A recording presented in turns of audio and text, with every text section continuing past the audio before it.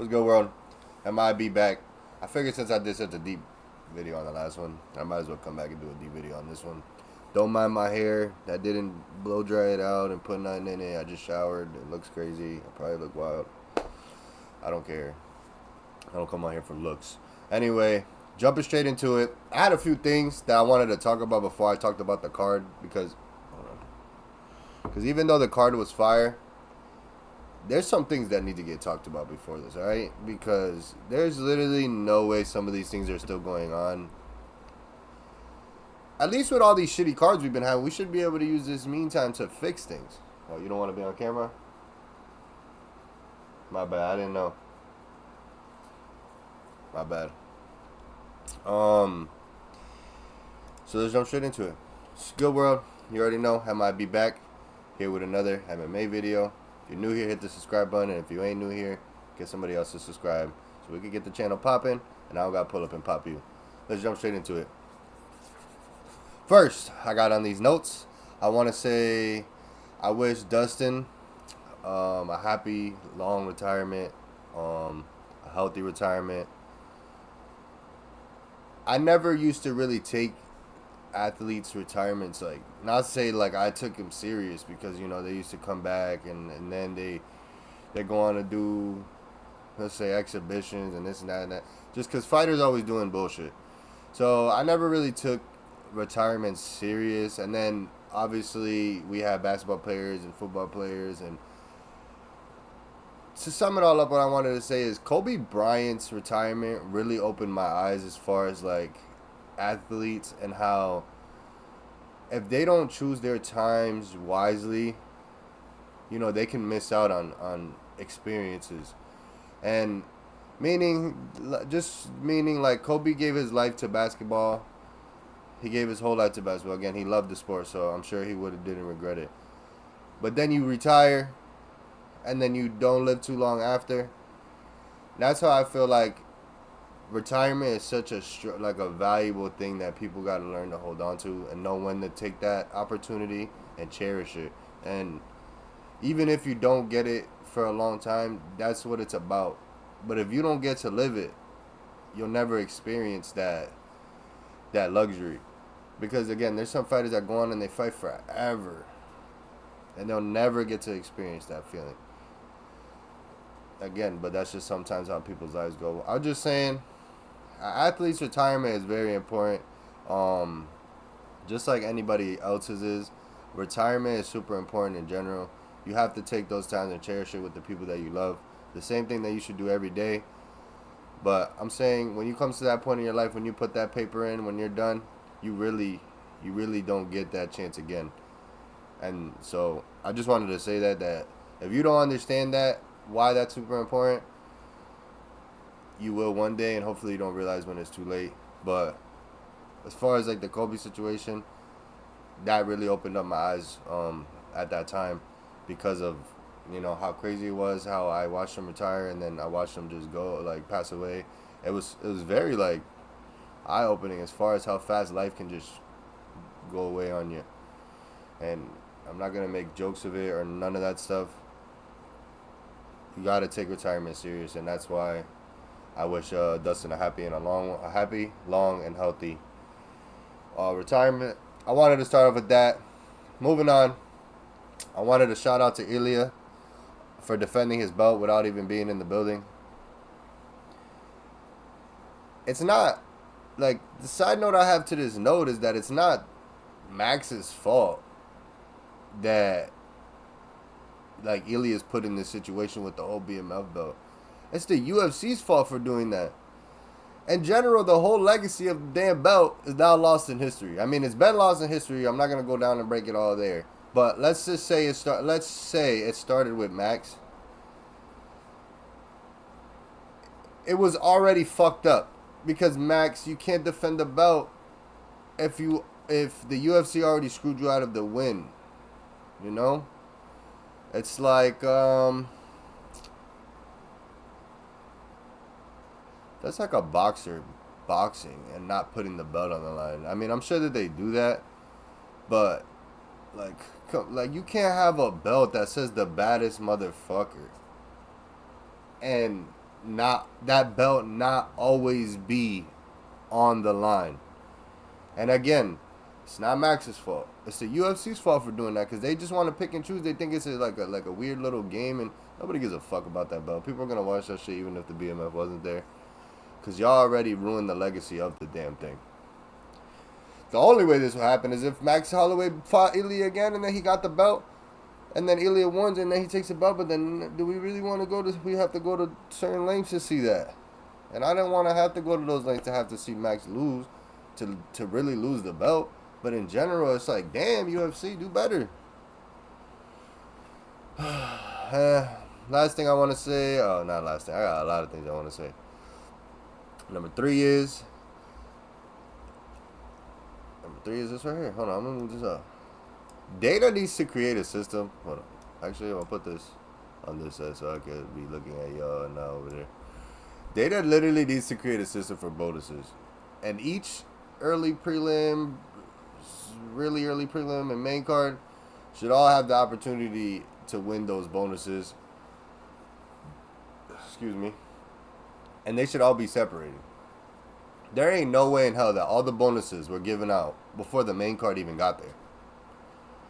Before it even started, out of 5 of those main fights, 3 of them alone could have got those bonuses.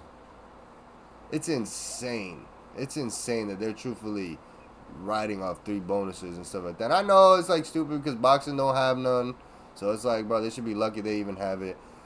But it's like, bro, these people are coming out here fighting with their whole heart, and for you to pick and choose the fights that you liked to give them the bonuses instead of fights that might really deserve it. Or maybe saying, oh, this time we actually had a card where a lot of more fighters deserve it. Let's maybe give them, I don't know, 5,000, 10,000, something on the side and make it a little thing. But nah, you guys don't have nothing. Nothing for that. So every other fighter before the main card got bonus. I mean, the 3 fights that got bonuses, I'm happy for them. I'm not going to knock them because I know each of them, they go in there and they fight for their money and they're literally putting their lives on the line. But on the other hand, I'm saying that the main card, these men fought harder to get to this point. They fought harder to get to the main card, which means that they should always have the opportunity to fight for those bonuses. They shouldn't be able to get taken by guys on the prelims. It shouldn't be, oh, they just fought better than you that night. No, that's not how the fuck it works, bro. We work to be on the main card. You put us on the main card. We should be open to have our own bonuses and not be stolen by guys on the early prelims. That people didn't even see the fight. You seen the fight. So what the fuck? You seen the fight, so you determined that? Like, what the... That's just so crazy. Like, I don't know. Again, it's not a fan bonus. That's what sucks. Is they don't do nothing for they just pick and choose whatever the fuck they want. They make the pound for pound rankings however the fuck they want. It's like, it's a mess. It's a mess. The bonuses need to get fixed. There's no way that these fighters work so hard to be on the main card and get all of the extra opportunities of bonuses stolen away from them by guys on the early prelims. The fights that people didn't even watch. Moving on to this one. And I'll show you. I'll show you right here. Again, I'm not going to say that these weren't good fights. I'm just saying, I don't know. I didn't watch the early prelims. You didn't tell me this was performance of the night? Round 1 knockout. How do I know that was performance of the night? Who the fuck gets a knockout in the first round and you get to determine that? Like, what the hell? Wait, what is this? What is this? Performance of the night, performance of the night, fight of the night. I thought it was a knockout bonus. Performance of the night. Look at this shit. I'm not gonna bash nobody because again, that's not what I'm here to do. I'm not here to bash anybody. I'm not here to bash any of the fighters, and I'm not here to bash any of the money they make. I'm just here to say that they shouldn't lose opportunity to people that haven't fought to be in the opportunity. I mean, in the card that they're on. Even if they're making a little bit more money to be on that card, they should always have that opportunity to make that bonus because they gotta wait. They're gonna fighting at a certain time. And again, they had to keep their hype and brisk themselves at a certain level to stay on the main card. So they should always have those bonuses. I don't know. Y'all let me know what you think on those. I don't know. They be so, bro. All these companies will make billions of dollars and they'll give everybody shit. And in their heads, they think that if we overpay everybody, we lose them, or you know, they fluctuate the. I'm not gonna do the whole fucking breakdown right now, but they're gonna mess up the way of money. And if everybody makes money, the money's not gonna be worth nothing. Like, nah, bro, you guys have to cut that bullshit out, bro. When shit was easier to spend your money on back then, you were able to have a house, 3 cars, send your kid off to college. Now you can barely eat. Grocery store costs you $500 just for the dinner that you about to cook. I'm not complaining. Anyway, I'm just saying these big corporations make me sick. Number 4 is what really, really, really, really gets to me. Like, number 4 is the one thing that ticks me off. The media questions that led up to this fight with Dustin and Max could have changed the whole course of the fight if they just learned how to talk and ask the questions that actually heated up the fights instead of repeating the same fucking ones over and over. Like what the fuck? There was obvious tension here with Dustin picking Max, thinking it was gonna be an easy matchup to close out the career, but instead, the media guys they like fanned out. We want to give them their respect and tell them how much they love them and all this other bullshit they have for the fighter. Like, it's Dustin's retirement week, and Max is getting praises all week. They need to change the media. They should be there to spice it up, get them going at each other. Not like little fans that are just happy to talk to them, so they ask them shit over and over again and want to tell them how much of a big #1 fan you are, and then, like, I don't even know. They need to go hunting for real media people that want to turn this into a fight, like a Stephen A. Smith type of, like, somebody who's gonna say, I don't like nobody. I don't like the fighters. I'm here to see a good fight. That's it. I don't give a fuck who's fighting. Where's a good fight? I heard you don't like him. I heard you picked him because you thought he was going to be an easy fight. Max, how do you feel about that? Max, you think that's respectful? So why are you showing him so much respect? Why aren't you talking about that? Are we going to just brush off the fact that he didn't pick you because he thought he was easy? Like, we need somebody who's going to be drilling like that. But we don't have nobody like that. Oh, I love you and I want to give you respect and I hope you have a great fight. What the fuck kind of media They need to go hunting for somebody like Stephen A. Like, they need a type like that. Like Stephen A. Somebody who's willing to dig deep to piss these fighters off. To get them to look, when they face off, they're so fucking mad with what this person said already. They want to fight that person and you. And that's who we need. We need somebody like that. And we're missing that. I'm going to be that guy because I don't fuck with none of y'all. That's how I'm going to start being. I'm going to start telling y'all what the fuck it is. And if I got to, I'm going to call up Dana and I'm going to get a little fucking badge and I'm going to get up in there and start asking my fucking questions. Because I don't know who comes up with this shit. They're scared to, like, there should be like a set. Like, you know, Dana should tell these fighters, you know. For example, MIB, he's here. He's our #1 media guy. Do not get buddy-buddy with him. He's here to spice this shit up. Try to answer his questions. Feed into it. This is what we're here for. This is for Media Days here for. And anybody that don't want to be a part of that, they won't sell. That's just how it goes.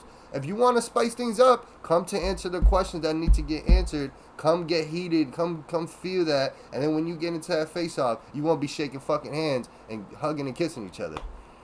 You know what I'm saying? Like, I don't give a fuck, bro. Fuck all that. They even did that shit with Ilia, Poirier, and Charles, bro. They do too much respect. Spice the fight up. Talk about the shit that they're talking about each other so nicely that they try to pretend. Spice the fight up. That's why Dustin went in there so soft and shit, because he didn't feel that shit against Max anymore. But Max the whole time was coming to ruin the retirement, like he said. Makes me sick. Makes me sick. Jumping into it straight. I'm going to go fast. Didn't watch. Actually, that's a lie. I did watch this one. Some of these fights, I don't know. I started here. I ain't going to lie. Right when I turned my TV on, this one was coming to an end. And this one was starting. Great fight. Honestly, Marvin Vettori and Brendan Allen was a great fight, but I don't know. Like, there's a difference between a great fight and two sloppy fighters just coming to bang it out. You know? And that's what that was. That was just two sloppy fighters. The minute somebody was getting fucked up, they just went for the takedown. They're rolling around. They're punching each other, but like that. That's what that was. So that, yeah. Not going to talk about the bonus. Kyler Phillips and Oliveira. All I know is I didn't know who they were before this, but Oliveira was whooping ass. He was whooping ass from fucking cage to cage. Corner to corner, he was whooping ass. And this guy Kyler was just running and running and running and running and running and running and running. And then as you see, when you get your ass whooped, I want to say this was a great fight because it was better than what I expected. And it was way more skillful than this one, at least. Like, they were just brawling. It's probably why they ended up on the fucking prelims.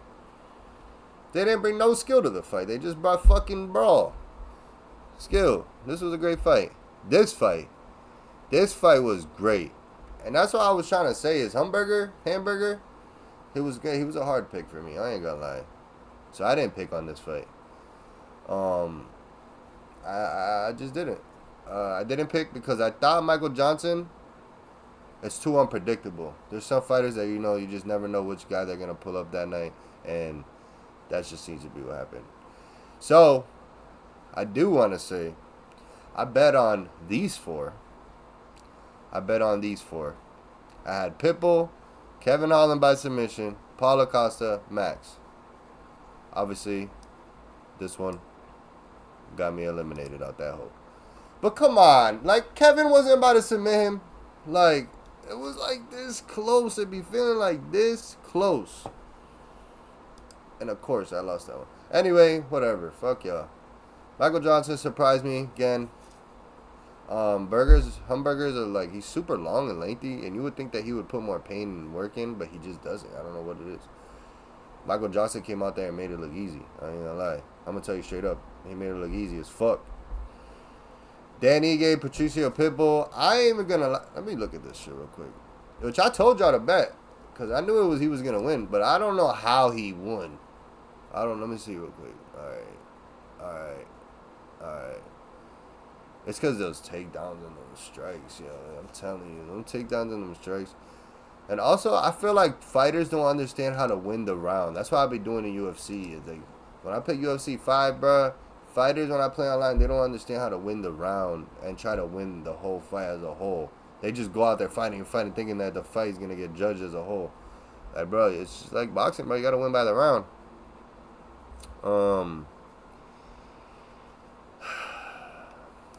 This fight would just piss me off because every time Kevin Holland knew that he should go for the takedown, he didn't do it. And then finally, when Kevin was going for the takedowns, he was just super tired. So it was so wasteful. He should have just danced. He should have just danced the first. He should have danced the second. He should have let this guy feel like he was winning. He was coming out on top. And then right when that man Daniel got tired the way he did, Kevin should have threw the fucking gas on that man. Started Brazilian Jiu-Jitsu and that man to death. Here, armbar, neck, chin, throwing him down. But he didn't do none of that. What he did was he fed into it and he wanted to box 1-for-1 for him. And he went out there and got tired with him. So third round came after all the work Daniel had put in was enough to win him the fight. Kevin Holland, although he fought back, wasn't enough round for round to win the fight. Even though I still feel like Kevin could have submitted this guy a million times, Daniel did put on a great fight. He got some hands, and you got to give him that. And he kept getting out of those chokes, and he kept getting back up, and he kept on fighting. And Kevin Holland ain't just some random guy to beat. He's a great fighter. So to do what he was doing to him and having him slump and running around on his legs like that, you got to give Daniel his respect. That's what I'm saying. He should have got like a bonus, bro. There's no way he didn't deserve a bonus. I told y'all. I told y'all to stop fucking sleeping on Paulo Costa. Don't go night to Paulo. He's on the secret juice. He's on the secret stuff. He wants to fight Kamzat. he said he'll do anything to get there. Did you see the way he was shaking at the press conference? And people thought he was off the shit. I honestly think maybe it was a little bit dehydration and the fact of just every time they bring up Chimaev, I'm sure he just wants to rip that dude's head off. Anyway, this fight, it's funny because I really feel like Roman could have did a lot more. But Paulo, the way he moves and the way he kicks and the way he flexes and the way he does all these things, it will shut down a lot of fighters. And now he's getting to a point where he's done fought the highest skill level of fighters, and he knows what he really needs to do.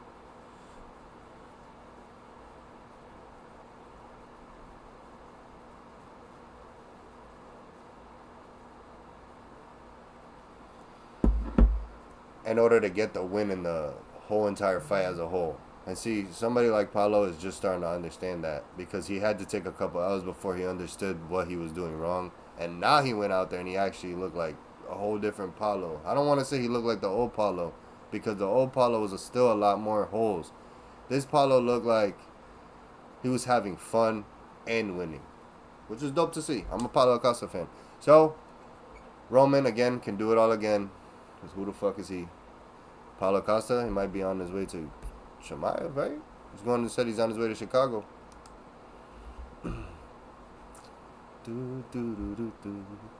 Damn, he landed a whole 100 more strikes than Dustin. Sheesh. He landed 198 significant strikes. Hold on. Sheesh. That's crazy. And then there was that round where they almost fucking took each other's head off. Honestly, I've always been a Max Holloway fan. I don't even know how Max Holloway lost 2 fights to him. But then again, young Max was a different person than who he was today. Like who he is today. So, as men, we have to go through some of those times in order to become who we become. And that's why I couldn't bet on this fight. That's why I couldn't tell somebody else to bet on this fight. Because I couldn't confidently tell somebody else to bet on it. I went and bet with my heart because, again, I don't give a fuck. But you gotta know when to and when not to pull the plug. And I knew once Dustin was up 2-0 and he picked Max and he tried to do this whole situation, I knew that Max was really gonna train really hard to try to fucking win.